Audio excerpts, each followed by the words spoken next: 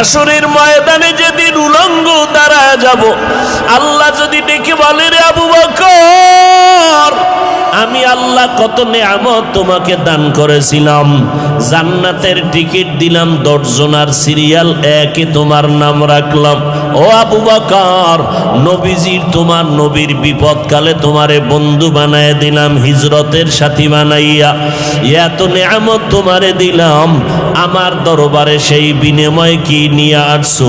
আমি যদি আমল নামা পেশ করি, ও আল্লাহ নামাজ পড়লাম, রোজা রাখলাম, কোরআন তালাওয়াত করেছি, তাহাজ্জুদ নামাজ পড়েছি, আল্লাহ যদি বলে আবু বকর তোমার আমল আমার কাছে পছন্দ হয় নাই, যেইভাবে নামাজ পড়লে আমি খুশি হব সেইভাবে নামাজ পড়তে পারো নাই, যেইভাবে তেলাওয়াত করলে আমি খুশি হব ওইভাবে তেলাওয়াত করতে পারো নাই, আমার কাছে আমল পছন্দ হয় নাই, সাথে সাথে আল্লাহর ওয়াদার হয়ে যাবে, এর জাহান্নামের ফেরেশতারা আবু বকরের হাতে হ্যান্ডকাপ লাগায় দাও, জাহান্নামের দিকে নিয়ে যাও।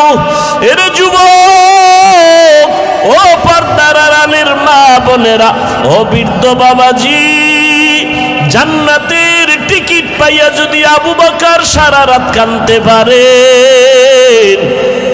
আমলের তাদের অভাব নাই, এলেমের অভাব নাই, ইখলাসের অভাব নাই, তাহাজ্জুদের মধ্যে ঝামেলা নাই, সংসারের হক আদায় করতে তাদের দুর্বলতা নাই, জিহাদের ময়দানে দুর্বলতা নাই, জান্নাতের টিকিট পাইয়াও যদি তাদের অবস্থা এমন হয়, ও বান্দা একটু চোখ দুইটা বন্ধ করে নিজের জীবনের দিকে তাকাও।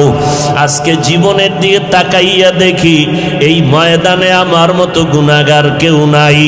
আজকে বক্তা হইয়া চেয়ারে বসছি, অথচ আমার গুনার কারণে দেখি আমার হাত না পাক, আমার ঠোঁট গুনার কারণে না পাক, আমার চোখ দুইটা গুনার কারণে না পাক, আমার অন্তরটা গুনার কারণে না পাক।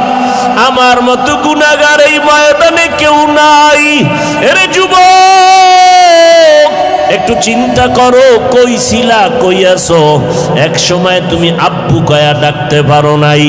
আল্লাহ তোমার জবানে কথা বলার শক্তি দান করেছেন।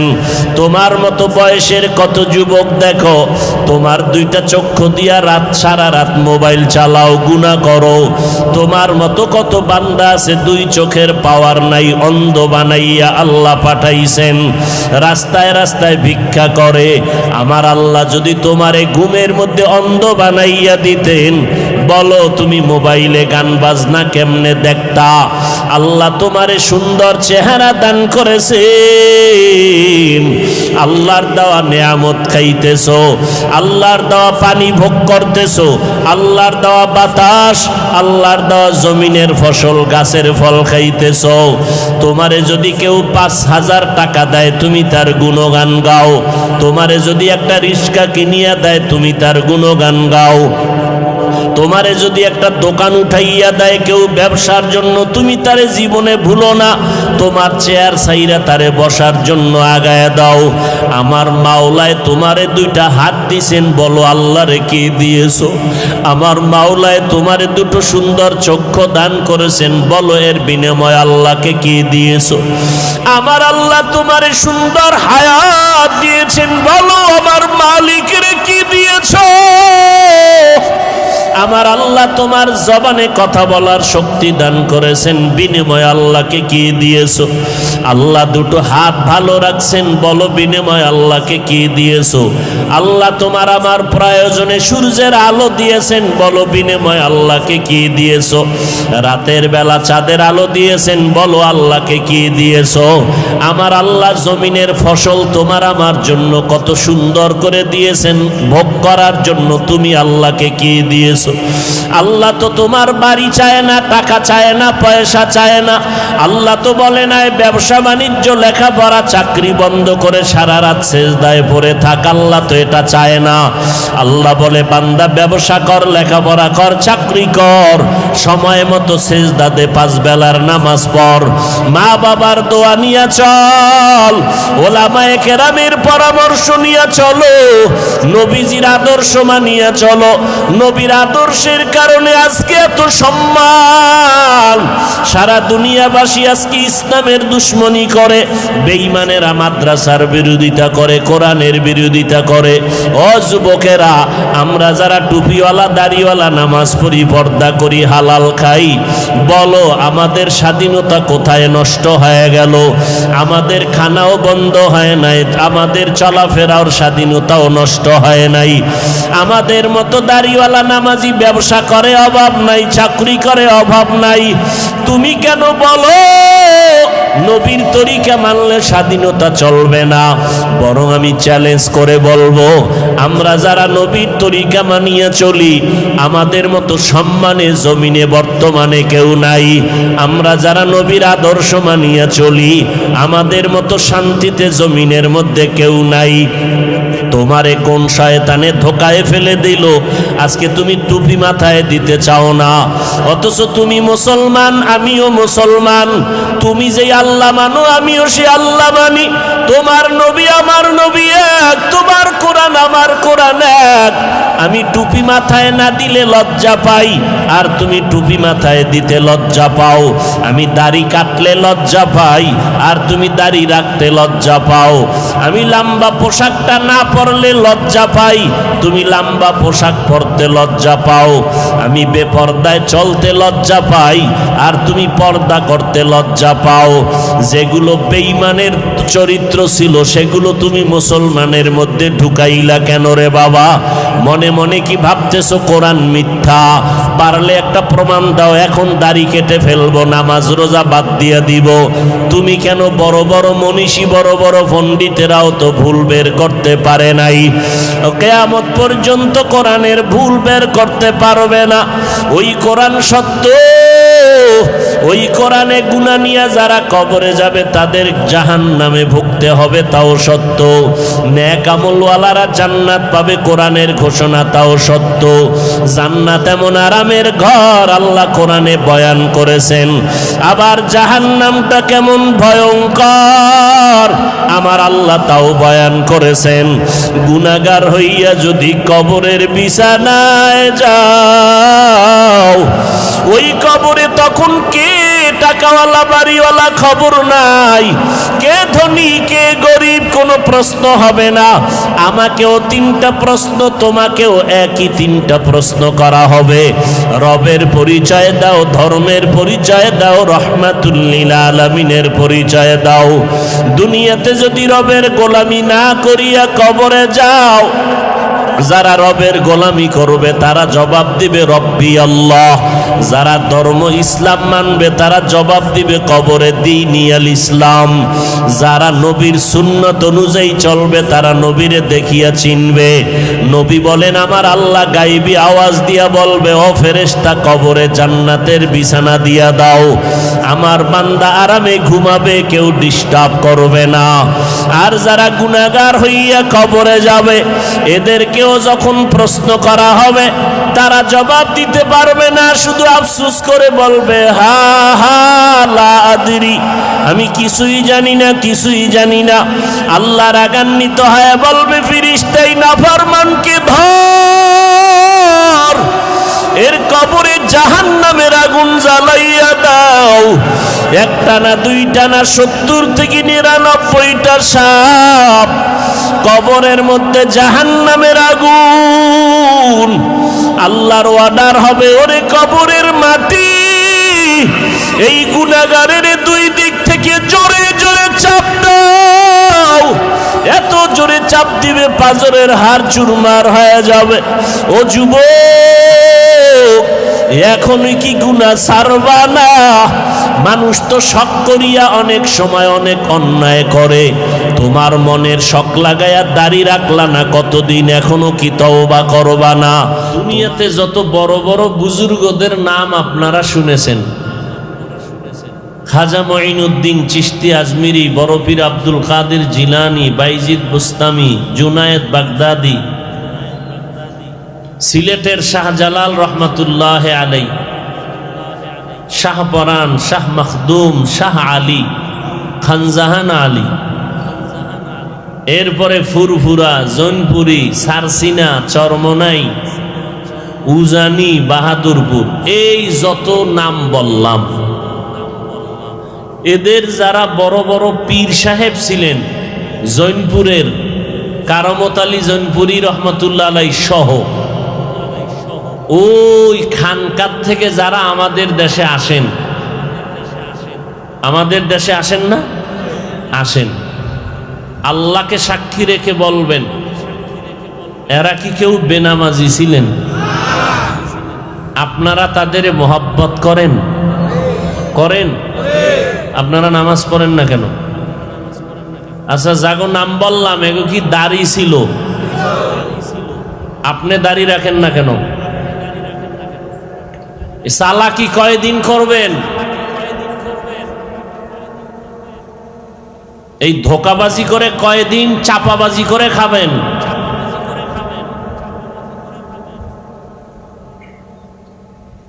আপনি জৈনপুরের খুব মোহব্বত করেন, কিন্তু জৈনপুর হুজুরে নামাজের কথা কয় না, নামাজ পড়েন না, আপনি বেয়াদব। সারসিনার হুজুর, চরমনার হুজুর, বাহাদুরপুরের হুজুরেরা, যত আল্লাহ আল্লাহদের নাম কইলাম, এরা রোজার কথা কয় না। আমার জানা মতে জৈনপুরের হুজুরেরা যারা আসেন ইন্ডিয়ার থেকে, এরা তো লোকালয় বেরও বেশি হয় না, গোসল করে তাও ভিতরে পর্দা লাগাইয়া। আপনারা যারা ভক্ত দাবি করেন, আপনারা গান শুনেন কেন? দাড়ি কাটেন কেন? সুদের টাকায় ব্যবসা করেন কেন? কি চালাক বাঙালি, মাস্তান মাস্তান ভাব। এই মাস্তানি তো দুনিয়ায় চলবে না, কবরের ভিড়া তো আছেই। যারা নামাজ পড়ে না, যারা দাড়ি রাখে না, যারা পর্দা করে না, যারা সুদ খায়, এই যত আল্লাহওয়ালাদের নাম বললাম, এরা সবাই তাদের দুশ্মন। এরা জৈনপুরের দুশ্মন, এরা ফুরফুরার দুশ্মন, এরা খাজা মঈনুদ্দিনের দুশ্মন, এরা বড় পীর সাহেবের দুশ্মন, এরা সমস্ত আহলে হক পীর মাশায়েখের দুশ্মন। এক নাম্বার ভক্ত আমরা, আমরা টুপিওয়ালা, দাড়িওয়ালা, পর্দাওয়ালারা। তবে আমরা চাপাবাজি করি না, চাপাবাজির অভ্যাস নাই। গাছ তোমার নাম কি? কথা কয় না। গাছ তোমার নাম কি? খাজা মঈনুদ্দিনের জন্য কি পাগল গাঞ্জা খায় বয়ে বয়ে? খাজা মঈনুদ্দিন কোনদিন গাঞ্জা খেয়েছেন? খাজা মঈনুদ্দিনের ইতিহাস যদি বলি রাত কেটে যাবে। কত বড় আল্লাহওয়ালা ছিলেন।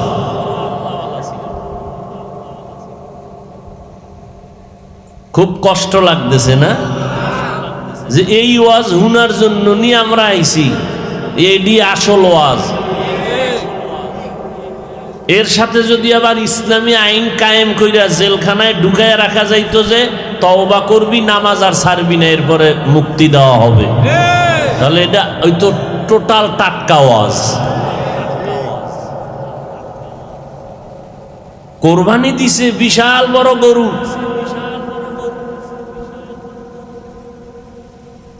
অথচ 5 ওয়াক্ত নামাজ পড়ে নাই।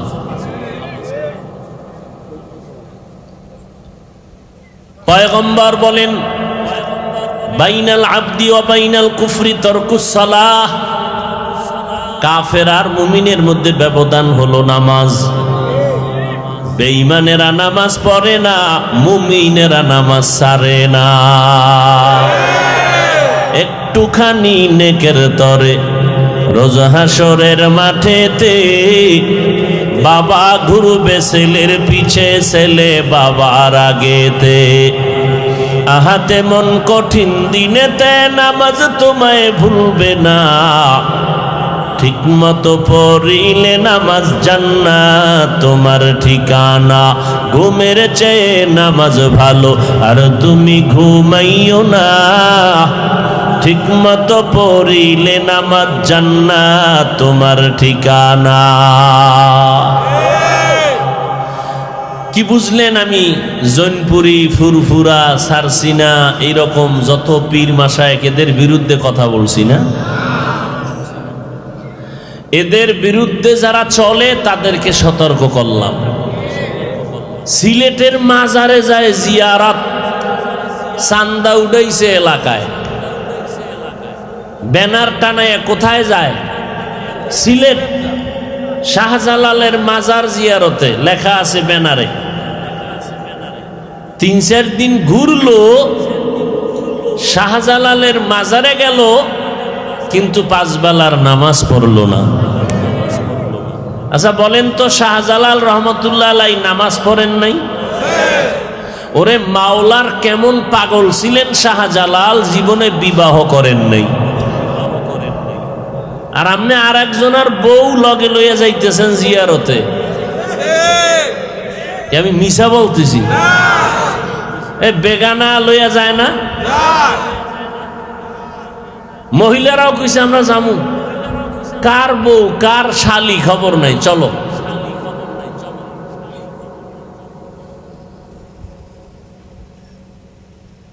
খাটিয়া পীর মাশায়েখের দরবারে যদি এই সমস্ত উল্টা পাল্টা চলে, তো খাঁটি দরবার পাবো কই?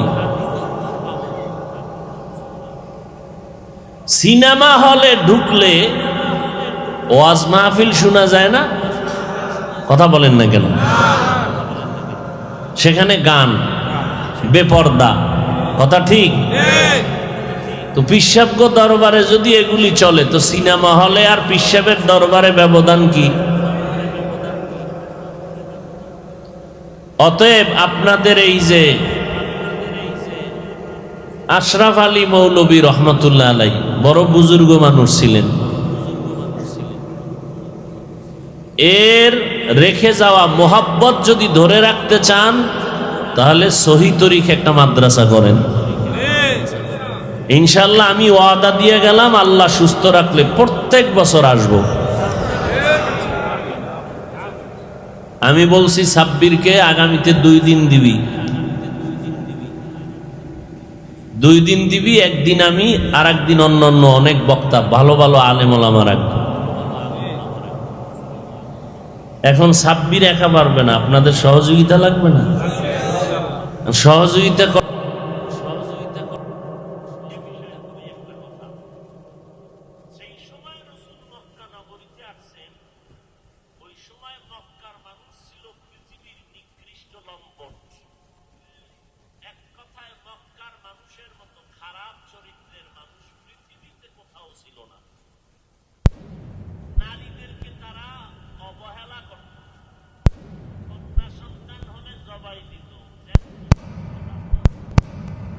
নারীদেরকে পছন্দই করত না, আবার অবাধে রাস্তাঘাটে চলতো, বিয়া শাদী নাই, যখন যাক যেখানে সেখানে মনে চায় যৌবনের আদান প্রদান করত।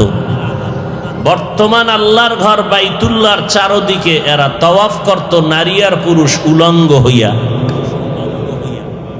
ওরা কোরবানি দিত, পশুর রক্ত এগুলো বাইতুল্লাহর দেওয়ালে এভাবে মুছত, মনে করত কামিয়াব হয়ে গেছে। ঠিক সেই সময় আমার রসুল পৃথিবীতে আসলেন আব্দুল্লাহর ঔরসে মা আমেনার গর্ভ থেকে মক্কা নগরীতে। নবী আসা মাত্রই পরিবর্তন শুরু, 1000 বছরের প্রজ্বলিত আগুন নিভে গেল। আম্মাজান আমেনা বলতেছেন, মুহাম্মদ যখন দুনিয়াতে আসছে নার কাটা অবস্থায়, খতনাকৃত অবস্থায়, আমি আমেনা টের পাই নাই, কোনো রক্ত যায় নাই, কোনো ব্যথা অনুভব করি নাই। নবী আসছেন সেজদার হালাতে, এসে আল্লাহর শুকর আদায় করছেন। নবী জীবনে উলঙ্গ হন নাই। আমার নবীকে দিয়া আল্লাহ কিয়ামত পর্যন্ত পুরা দুনিয়াটাকে সাজাবেন ইসলামের লাইনে। এজন্য নবীকে ছোট থেকেই তৈরি করে নিছেন। আসার আগে বাবারে নিয়ে গেলেন, অল্প বয়সে মা হারাইলেন, 8 বছরে দাদা নাই। এর কিছুদিন পরে আবার চাচা আবু তালিব, সেও নাই। নবী নিঃস্ব, আপন যারা এখন আছে সব জানের দুশ্মন, পেলেই হত্যা করবে। কিন্তু রসুলের উত্তম আদর্শ দিয়ে খুবই অল্প টাইমে টোটাল পৃথিবীটাকে নাড়া দিয়ে ফেললেন। মক্কা নগরী এখন উজ্জ্বল নগরীতে পরিণত হলো। রসুলের আদর্শ এত উত্তম, নবী কাউকে গালি দেন না, নবী কারো বিরোধিতা করেন না, নবী কারো গালির জবাবও দেন না। একজনে গালি দিতেছে, নবী হাসতেছেন, পাশে ওমর বসা, মেজাজ গরম, নবী একটু ইশারা দিলে ওরে ভর্তা করে ফেলুন। নবী ইশারা দেন না, নবী বলেন গালি দেওয়ার তার অধিকার আছে, দিয়া যাক। পার্শ্বে আবু বকর আর কত ধৈর্য ধারণ করবেন, দাঁড়ায় গেলেন, জবাব দিতেছেন। নবীর চেহারাটা আগে ছিল উজ্জ্বল, এখন মলিন হয়ে গেল। ইহুদি গালি দিয়া ইচ্ছা রকম চলে গেছে। আবু বকর বলে, নবী আমি দাঁড়ানোর পর আপনার চেহারা মলিন করলেন কেন? নবী বলেন, যতক্ষণ চুপ ছিলাম তুমিও চুপ ছিলা, রহমতের ফেরেশতা আমাদের পক্ষ হয়ে জবাব দিতেছিল। যখনই বিচারটা হাতে নিছো ফেরেশতা চলে গেছে, আমি মুহাম্মদ বড় কষ্ট পেয়েছি। নবী জীবনে গালি দেন নাই, গালির জবাবও দেন নাই। 63 বছর হায়াতে রসুল একটা মিথ্যা কথা বলেন নাই। আল্লাহ নবীকে এমন আদর্শের করে বানাইলেন, নবীর আদর্শ পাইয়েই 10 বছরের বালক হযরত আলী, নবীর এক পর্যায়ে জামাতা, 10 বছর বয়সে রসুলের হাতে কালেমা পড়ছেন। কে? হযরত আলী। সে আলী রসুলের কলিজার টুকরাকে বিবাহ করলেন। কাকে? ফাতেমা রাদিয়াল্লাহু আনহাকে। এবং দোয়া করে দিলেন, আনা দারুল হিকমা ওয়া আলিয়ুন বাবুহা। আমি মুহাম্মদ দোয়া করে দিলাম, আমি হলাম হিকমতের ঘর, আর এই হিকমতের ঘরের দরওয়াজা বানায় দিলাম হযরত আলীকে।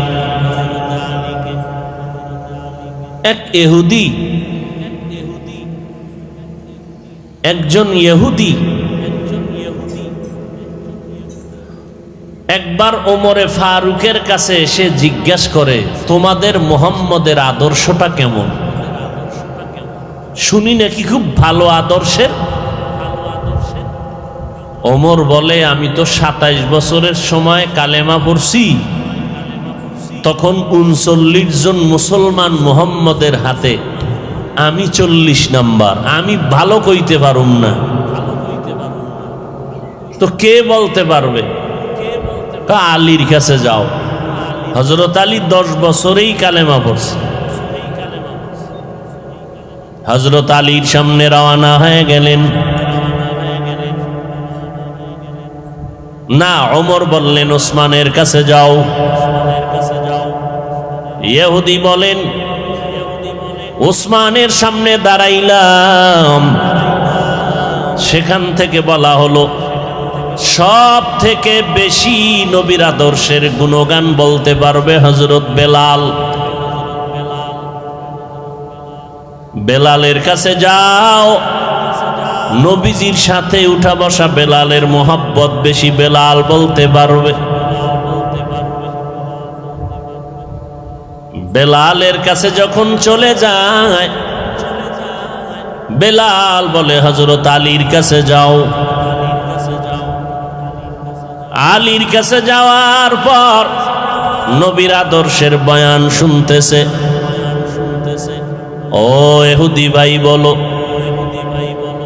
দুনিয়াতে যাহা কিছু আছে এগুলো তোমার কাছে কেমন মনে হয়? বলে, অনেক সুন্দর।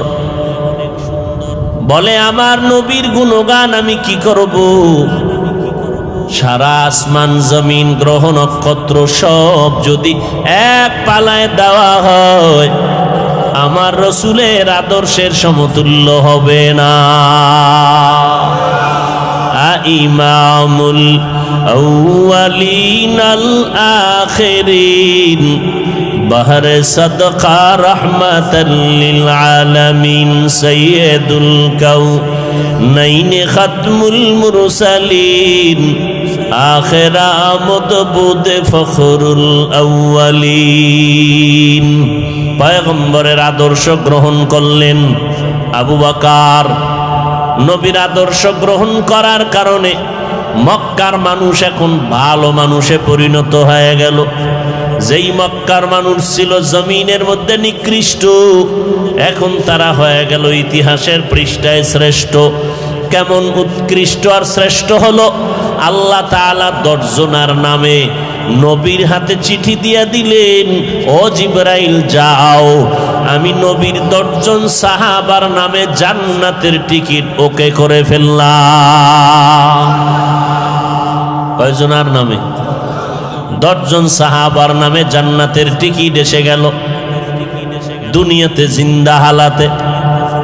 আপনাদের ঘটনা জানা থাকলে বলবেন, প্রথম সিরিয়ালে কার নাম বলেন? দ্বিতীয় সিরিয়ালে কার নাম? তৃতীয় সিরিয়ালে কার নাম? চতুর্থ সিরিয়ালে কার নাম? রাদিয়াল্লাহু আনহুম আজমাইন। এই এক একজনের ইতিহাস আজ দুনিয়াতে বিরল হয়ে আছে। আবু বকরের ইতিহাস, ওমরের ইতিহাস, জান্নাতের টিকিট পেয়েছেন আবু বকর, জান্নাতের টিকিট পেয়েছেন ওমর। আপনারাও পেয়েছেন নাকি? পান নাই? ঘুমের ভিতরেও না, কোনো হিসাবেও দেয় নাই। জান্নাতের টিকিট না পাইয়া এত বাহাদুরি, পাইলে কি করতেন? নামাজ নাই, রোজা নাই, সুদের টাকায় ব্যবসা করে। সুদের টাকায় যারা ব্যবসা বাণিজ্য করবে তাদের নামাজ কবুল হবে না, রোজা কবুল হবে না, তেলাওয়াত কবুল হবে না, দান সদকা কবুল হবে না। আল্লাহ বলেন, আমি 2 দল মানুষের সাথে যুদ্ধ করার জন্য রেডি। কয় দল? এক দল যারা সুদের সাথে জড়িত, আল্লাহ তাদের সাথে যুদ্ধ করতে চান। কোরআনের আয়াত, ইয়া আইয়ুহাল্লাযীনা আমানুত্তাকুল্লাহ ওয়া যারু মা বাকিয়া মিনার রিবা ইন কুনতুম মুমিনিন ফাইন লাম তাফআলু ফাযানু বিহারবিন মিনাল্লাহি ওয়া রাসূলিহি। আল্লাহকে ভয় করো হে মুমিন, সুদের থেকে নিজেকে বাঁচাও। যদি খাঁটি মুমিন হতে চাও, গাদ্দারি করে যদি এরপরও এই গুনাহে লিপ্ত হও, রেডি হও, আমি আল্লাহ আমার রসুল রেডি তোমার সাথে যুদ্ধ করার জন্য। কারণ যেই পুরুষেরা সুদের সাথে জড়িত, 24টা ঘন্টার সেকেন্ডে সেকেন্ডে তারা মায়ের সাথে জিনা করার গুনাহে লিপ্ত। যেই মা বোনেরা সুদের সাথে জড়িত, ওই মায়েরা জন্মদাতা বাবার সাথে জিনার গুনাহে লিপ্ত হবে। এদের জীবনভর তওবা না করলে কোনো মোনাজাত কবুল হবে না, বাইতুল্লাহ হজ করলেও আল্লাহর আদালতে কবুল হবে না। বাবার সাথে মায়ের সাথে জিনা করবা, তোমার আমল কবুল করবেন আল্লাহ? এত ঠেকা। আবার পাশাপাশি দেখা যায় জীবনে মাদ্রাসায় পড়ে নাই, জীবনে পড়ে নাই, কিন্তু আল্লাহওয়ালাদের সোহবত পাওয়ার কারণে 5 বেলার নামাজ পড়ে, ব্যবসা করে, হারাম খায় না, কোনো দিন হারাম খায় না, কোনো দিন মানুষের হক নষ্ট করে না। এরকম কোটিপতি এই জমিনে আছে না নাই? 1 টাকাও হারাম খায় না, কোটি টাকার মালিক, ব্যবসা করে, চাকরি করে, অভাব নেই, অথচ জীবনে মাদ্রাসায় পড়ে নাই। हर के दारत खौफे हक दर दिल मदगम जन्नतुल मअवा देहद उरा मकाम जुज़बा हक ची जे मखाअज इंसो जा फजले उ आमस्ते दर जुमला जहा। দুই দলের সাথে আল্লাহ যুদ্ধ করার ঘোষণা করেছেন। আর এক দলের কথা আল্লাহ বলেছেন বুখারী শরীফের হাদিসের মধ্যে নবীর মাধ্যমে, মান আদালি ওয়ালিয়ান ফাকাদ আযানতুহু বিল হারব। যারা আল্লাহওয়ালাদের সাথে দুশমনি করবে, আল্লাহ বলেন রেডি থাক, আমার আল্লাহ যুদ্ধ করার জন্য তোমার সাথে রেডি। ওলিয়া উলিয়ার সাথে যারা বেয়াদবি দুশমনি করবে, আল্লাহ তাদের সাথে যুদ্ধ করার জন্য রেডি। কারণ আমরা ওলিয়া উলিয়ার মাধ্যমে ইসলাম পেয়েছি, কথা ঠিক না? আমাদের মাথায় টুপি দাড়ি, আমরা নামাজ পড়ি, পর্দা করি, হালাল খাই, 2 ফোঁটা চোখের পানি আছে, এখন হালাল খাই, সন্তানগুলো দিনের পথে চলে, আমরা হালালভাবে ব্যবসা বাণিজ্য করি। এর পেছনে অবদান ওলামায়ে কেরাম, ওলিয়া উলিয়া। সোহবতে সালেহ তোরা সালেহ কুনাত, সোহবতে তালে তোরা তালে কুনাত জামানা, সোহবতে বা আউলিয়া পে তেরা সদ সালা তাআত বেরিয়া। এরে নবীর উম্মতের দল, জান্নাতের টিকিট পাইয়া আবু বকর জীবন ভর কান্না কান্না কান্না। ওমরের মতো বান্দা জান্নাতের টিকিট পাওয়ার পরও জীবন ভর কান্না করে কাটাইলেন। কবরে আমার কি উপায় হবে, হাসরের ময়দানে আমি আল্লাহর আদালতে কেমনে দাঁড়াবো? আপনাদেরকে যদি এখন থানার ওসি সাহেব ফোন দিয়া কয় তুমি কালকে 10টার সময় থানায় হাজির হও, তোমার বিরুদ্ধে রিপোর্ট আছে, আজকে রাতের ঘুম নষ্ট হয়ে যাবে, কথা ঠিক নেই? আর আমার মাওলার দরবারে হাজিরা দেওয়ার জন্য যদি কেউ চিন্তায় পড়ে যায়, আমার মাওলার আদালত বড় কঠিন। আবু বকর নামাজে দাঁড়াইয়া কান্না করতেছেন। আল্লাহর নবী বলেন, আবু বকর নামাজে দাঁড়ায় কানলেন কেন? বলে আল্লাহর আদালতে দাঁড়াবার ভয় আমি কান্না করেছি। কিয়ামতের ময়দানে মানুষগুলো দাঁড়াবে উলঙ্গ, সূর্যের গরমে মাথার মগজগুলো ভাতের মারের মতো ফুটতে থাকবে, জমিনটা হয়ে যাবে তামা। ওই কঠিন সময় কোনো আফসোস করার মতো বান্দা তোমার পাশে সান্ত্বনা দেওয়ার থাকবে না। মায়ার নবী বলতেছেন, সব নবীরা পর্যন্ত যাদের আমল নামায় কোনো গুনাহ নাই, তারাও হাসরের ময়দানে নাফসি নাফসি বলে কান্না করবেন। মূসা নবী কাঁদবেন আর বলবেন আল্লাহ আমাকে বাঁচাও, উম্মতের খবর নাই। ঈসা নবী কাঁদবেন আর বলবেন আল্লাহর আমারে বাঁচাও, উম্মতের খবর নাই। ইব্রাহিম নবী কাঁদবেন আর বলবেন আল্লাহ আমারে বাঁচাও, উম্মতের কথা কারো অন্তরে থাকবে না। আম্মা জান আয়েশা রাদিয়াল্লাহু আনহা বলেন, ও নবী ওই সময় আপনি রহমাতুল লিল আলামিন কি করবেন? মায়ার নবী বলেন, ওই সময় আমি মুহাম্মদ মাকামে মাহমুদের মধ্যে সিজদায় পড়ে কান্না করব আর বলবো আল্লাহ আমাকে বাঁচানোর কথা একবারও আমি বলবো না, আমি বারবার আল্লাহকে বলবো আল্লাহ আমার উম্মতের বাঁচাও, আমার উম্মত গুলোকে বাঁচাও। আবু বকর নামাজে দাঁড়ায় কান্দে আর বলে, নবী হাসরের ময়দানে যেদিন উলঙ্গ দাঁড়ায় যাব, আল্লাহ যদি ডেকে বলে রে আবু বকর আমি আল্লাহ কত নেয়ামত তোমাকে দান করেছিলাম, জান্নাতের টিকিট দিলাম 10 জনার সিরিয়াল 1-এ তোমার নাম রাখলাম। ও আবু বকর, নবীজির তোমার নবীর বিপদকালে তোমারে বন্ধু বানায় দিলাম, হিজরতের সাথী বানাইয়া এত নেয়ামত তোমারে দিলাম, আমার দরবারে সেই বিনিময় কি নিয়ে আসছো?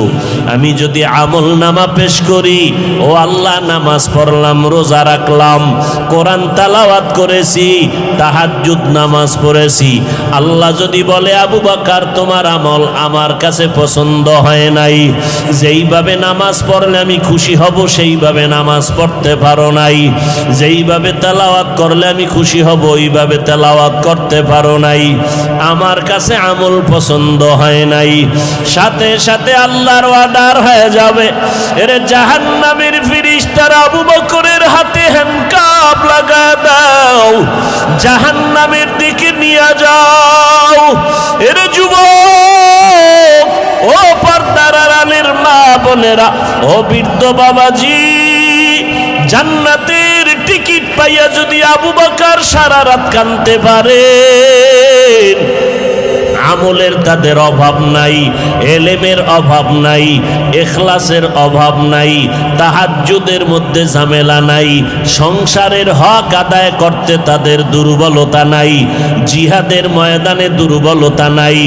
জান্নাতের টিকিট পাইয়াও যদি তাদের অবস্থা এমন হয়, ও বান্দা একটু চোখ দুইটা বন্ধ করে নিজের জীবনের দিকে তাকাও। আজকে জীবনের দিকে তাকাইয়া দেখি এই ময়দানে আমার মতো গুনাহগার কেউ নাই। আজকে বক্তা হইয়া চেয়ারে বসছি, অথচ আমার গুনার কারণে দেখি আমার হাত না পাক, আমার ঠোঁট গুনার কারণে না পাক, আমার চোখ দুইটা গুনার কারণে না পাক, আমার অন্তরটা গুনার কারণে না পাক। আমার মতো গুনাহগার এই ময়দানে কেউ নাই। এরে যুবক, একটু চিন্তা করো, কই ছিলা, কই আছো? এক সময় তুমি আব্বু কয়া ডাকতে পারো নাই। আল্লাহ তোমার জবানে কথা বলার শক্তি দান করেছেন। তোমার মতো বয়সের কত যুবক দেখো, তোমার দুইটা চক্ষু দিয়া রাত সারা রাত মোবাইল চালাও, গুনাহ করো। তোমার মতো কত বান্দা আছে দুই চোখের পাওয়ার নাই, অন্ধ বানাইয়া আল্লাহ পাঠাইছেন, রাস্তায় রাস্তায় ভিক্ষা করে। আমার আল্লাহ যদি তোমারে ঘুমের মধ্যে অন্ধ বানাইয়া দিতেন, বলো তুমি মোবাইলে গান বাজনা কেমনে দেখতা? আল্লাহ তোমারে সুন্দর চেহারা দান করেছেন, আল্লাহর দেওয়া নেয়ামত খাইতেছো, আল্লাহর দেওয়া পানি ভোগ করতেছো, আল্লাহর দেওয়া বাতাস, আল্লাহর দেওয়া জমিনের ফসল, গাছের ফল খাইতেছো। তোমারে যদি কেউ 5,000 টাকা দেয়, তুমি তার গুণগান গাও। তোমারে যদি একটা রিক্সা কিনিয়া দেয়, তুমি তার গুণগান গাও। তোমারে যদি একটা দোকান উঠাইয়া দেয় কেউ ব্যবসার জন্য, তুমি তারে জীবনে ভুলো না, তোমার চেয়ার ছাইরা তারে বসার জন্য আগায়া দাও। আমার মাওলায় তোমারে দুইটা হাত দিছেন, বলো আল্লাহরে কি দিয়েছো? আমার মাওলায় তোমারে দুটো সুন্দর চক্ষু দান করেছেন, বলো এর বিনিময়ে আল্লাহকে কি দিয়েছো? আমার আল্লাহ তোমারে সুন্দর হায়াত দিয়েছেন, বলো আমার মালিকের কি দিয়েছো? আমার আল্লাহ তোমার জবানে কথা বলার শক্তি দান করেছেন, বিনিময়ে আল্লাহকে কি দিয়েছো? আল্লাহ দুটো হাত ভালো রাখছেন, বলো বিনিময়ে আল্লাহকে কি দিয়েছো? আল্লাহ তোমার আমার প্রয়োজনে সূর্যের আলো দিয়েছেন, বলো বিনিময়ে আল্লাহকে কি দিয়েছো? রাতের বেলা চাঁদের আলো দিয়েছেন, বলো আল্লাহকে কি দিয়েছো? আমার আল্লাহ জমিনের ফসল তোমার আমার জন্য কত সুন্দর করে দিয়েছেন, ভোগ করার জন্য তুমি আল্লাহকে কি দিয়েছো? আল্লাহ তো তোমার বাড়ি চায় না, টাকা চায় না, পয়সা চায় না। আল্লাহ তো বলে নাই ব্যবসা বাণিজ্য, লেখাপড়া, চাকরি বন্ধ করে সারা রাত সেজদায় পড়ে থাক। আল্লাহ তো এটা চায় না। আল্লাহ বলে বান্দা ব্যবসা কর, লেখাপড়া কর, চাকরি কর, সময় মতো সেজদা দে, 5 বেলার নামাজ পড়, মা বাবার দোয়া নিয়ে চল, ওলামায়ে কেরামের পরামর্শ নিয়ে চলো, নবীজির আদর্শ মানিয়ে চলো। নবীর আদর্শের কারণে আজকে এত সম্মান। সারা দুনিয়াবাসী আজকে ইসলামের দুশ্মনী করে, বেঈমানেরা মাদ্রাসার বিরোধিতা করে, কোরআনের বিরোধিতা করে। ও যুবকেরা, আমরা যারা টুপিওয়ালা, দাড়িওয়ালা, নামাজ পড়ি, পর্দা করি, হালাল খাই, বলো আমাদের স্বাধীনতা কোথায় নষ্ট হয়ে গেল? আমাদের খানাও বন্ধ হয় নাই, আমাদের চলাফেরার স্বাধীনতাও নষ্ট হয় নাই। আমাদের মতো দাড়িওয়ালা নামাজি ব্যবসা করে, অভাব নাই, চাকরি করে, অভাব নাই। তুমি কেন বলো নবীর তরিকা মানলে স্বাধীনতা চলবে না? বরং আমি চ্যালেঞ্জ করে বলবো, আমরা যারা নবীর তরিকা মানিয়ে চলি, আমাদের মতো সম্মানে জমিনে বর্তমানে কেউ নাই। আমরা যারা নবীর আদর্শ মানিয়ে চলি, আমাদের মতো শান্তিতে জমিনের মধ্যে কেউ নাই। তোমারে কোন শয়তানে ধোকায় ফেলে দিল, আজকে তুমি টুপি মাথায় দিতে চাও না, অথচ তুমি মুসলমান, আমিও মুসলমান। তুমি যে আল্লাহ আল্লাহ মানো, আমিও সে আল্লাহ মানি। তোমার নবী আমার নবী এক, তোমার কোরআন আমার কোরআন এক। আমি টুপি মাথায় না দিলে লজ্জা পাই, আর তুমি টুপি মাথায় দিতে লজ্জা পাও। আমি দাড়ি কাটলে লজ্জা পাই, আর তুমি দাড়ি রাখতে লজ্জা পাও। আমি লম্বা পোশাকটা না পরলে লজ্জা পাই, তুমি লম্বা পোশাক পরতে লজ্জা পাও। আমি বেপর্দায় চলতে লজ্জা পাই, আর তুমি পর্দা করতে লজ্জা পাও। যেগুলো বেঈমানের চরিত্র ছিল সেগুলো তুমি মুসলমানের মধ্যে ঢুকাইলা কেন রে বাবা? মনে মনে কি ভাবতেছো কোরআন মিথ্যা? পারলে একটা প্রমাণ দাও, এখন দাড়ি কেটে ফেলবো, নামাজ রোজা বাদ দিয়ে দিব। তুমি কেন? বড় বড় মনীষী, বড় বড় পণ্ডিতেরাও তো ভুল বের করতে পারে নাই। কিয়ামত পর্যন্ত কোরআনের ভুল বের করতে পারবে না। ওই কোরআন সত্য, ওই কোরআনে গুনাহ নিয়ে যারা কবরে যাবে তাদের জাহান্নামে ভুগতে হবে, তাও সত্য। নেক আমলওয়ালারা জান্নাত পাবে, কোরআনের ঘোষণা, তাও সত্য। জান্নাত এমন আরামের ঘর আল্লাহ কোরআনে বয়ান করেছেন। আবার জাহান্নামটা কেমন ভয়ঙ্কর আমার আল্লাহ তাও বয়ান করেছেন। গুনাহগার হইয়া যদি কবরের বিছানায় যাও, ওই কবরে তখন কে টাকাওয়ালা বাড়িওয়ালা খবর নাই, কে ধনী কে গরিব কোনো প্রশ্ন হবে না। আমাকেও তিনটা প্রশ্ন, তোমাকেও একই তিনটা প্রশ্ন করা হবে। রবের পরিচয় দাও, ধর্মের পরিচয় দাও, রহমাতুল লিল আলামিনের পরিচয় দাও। দুনিয়াতে যদি রবের গোলামি না করিয়া কবরে যাও, যারা রবের গোলামি করবে তারা জবাব দিবে রব্বি আল্লাহ। যারা ধর্ম ইসলাম মানবে তারা জবাব দিবে কবরে দীনিয়াল ইসলাম। যারা নবীর সুন্নত অনুযায়ী চলবে তারা নবীরে দেখিয়া চিনবে। নবী বলেন আমার আল্লাহ গাইবী আওয়াজ দিয়া বলবে, ও ফেরেশতা কবরে জান্নাতের বিছানা দিয়া দাও, আমার বান্দা আরামে ঘুমাবে, কেউ ডিস্টার্ব করবে না। আর যারা গুনাহগার হইয়া কবরে যাবে এদেরকেও যখন প্রশ্ন করা হবে তারা জবাব দিতে পারবে না, শুধু আফসোস করে বলবে হা হা লা আদরি, আমি কিছুই জানি না, কিছুই জানি না। আল্লাহ রাগান্বিত হয়ে বলবে ফেরেশতাই নাফরমানকে ধর, এর কবরে জাহান্নামের আগুন জ্বালাইয়া দাও। একটা না দুইটা না 70 থেকে 99টা সাপ কবরের মধ্যে জাহান্নামের আগুন। আল্লাহর অর্ডার হবে, ওরে কবরের মাটি এই গুনাহগারের দুই দিক থেকে জোরে জোরে চাপ দাও। এত জোরে চাপ দিবে পাজরের হাড় চুরমার হয়ে যাবে। ও যুবক, এখনই কি গুনাহ ছাড়বা না? মানুষ তো শখ করিয়া অনেক সময় অনেক অন্যায় করে। তোমার মনের শখ লাগাইয়া দাড়ি রাখলা না কতদিন, এখনো কি তওবা করবা না? তোমার মনের শখে পার্কে পার্কে ঘুরলা কতদিন, এখনো কি তওবা করবা না? তোমার মনের শখে মোবাইলে কত গুনার কাজ করেছো, এখনো কি তওবা করবা না?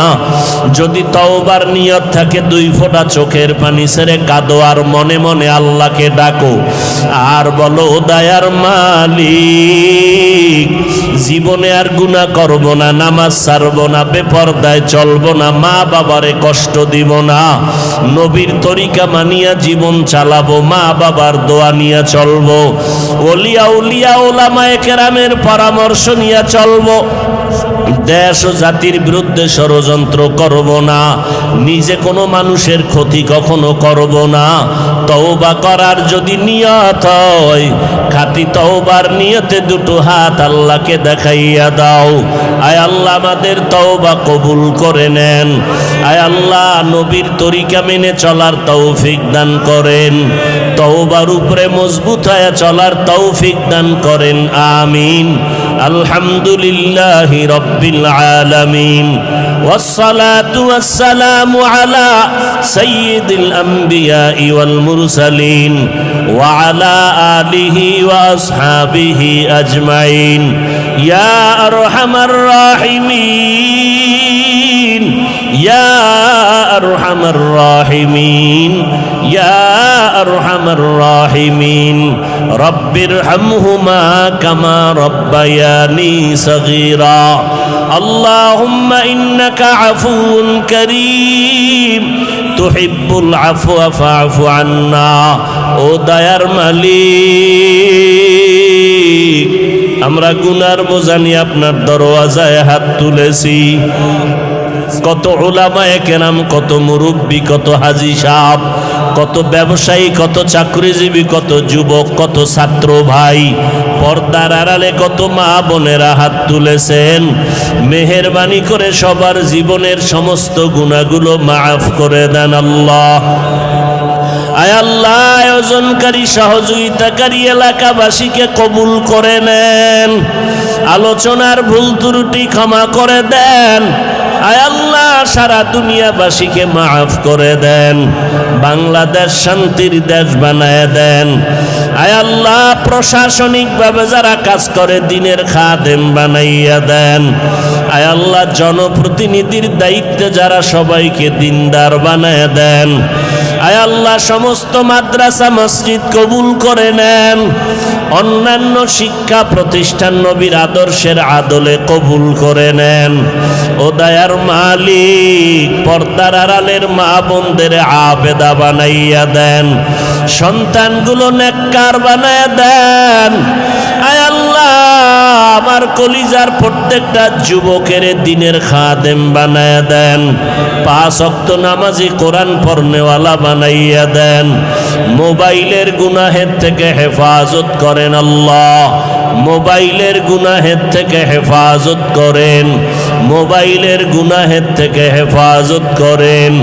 আয় আল্লাহ, অন্তর থেকে রিয়া, হাসাদ, কিবির দূর করে ইখলাস দান করেন। ইলম, হিলম, হিকমত, আমলে বরকত দান করেন। আয় আল্লাহ, চলার পথে ইজ্জতের সাথে হেফাজত করেন। সারা দুনিয়ায় ইজ্জতের সাথে খেদমতের জন্য কবুল করে নেন। নবীজির সুন্নাতওয়ালা জিন্দেগি আমাদের দান করেন।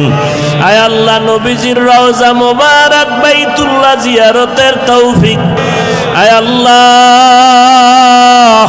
আমাদের সবার দিলের নেক আশা পূরণ করে দেন।